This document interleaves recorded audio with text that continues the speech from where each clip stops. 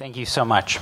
Like Senator Valverde, this was one of the main reasons I ran, and probably also one of the main reasons why my constituents decided to send me here. I heard about it over and over and over again on the doors, and I was really almost I was surprised at just how fervently people in my district supported a woman's right to choose and really wanted this legislation passed. Just a brief personal note.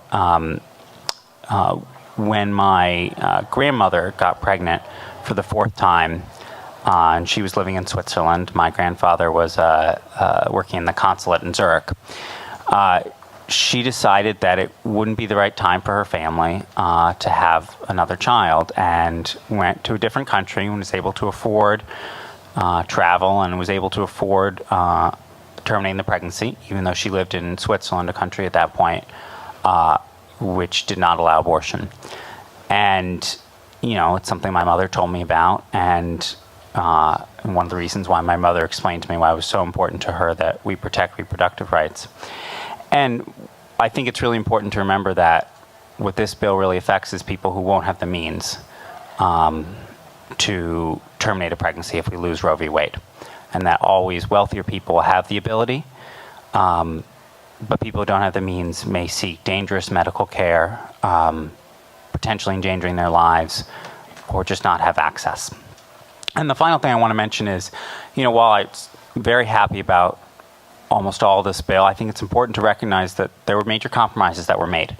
And major change from the existing legislation is that we now have a full ban on late-term abortions with a health and life exemption, and that ban starts at viability, while, of course, the current regulation, the active rule, which is only a rule, starts at 3rd trimester.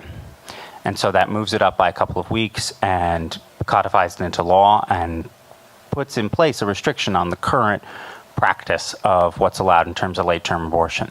But I think it's worth accepting that small restriction to prevent against the risk of us really having a lot of very basic pre-viability abortions being taken away if the Supreme Court takes them away.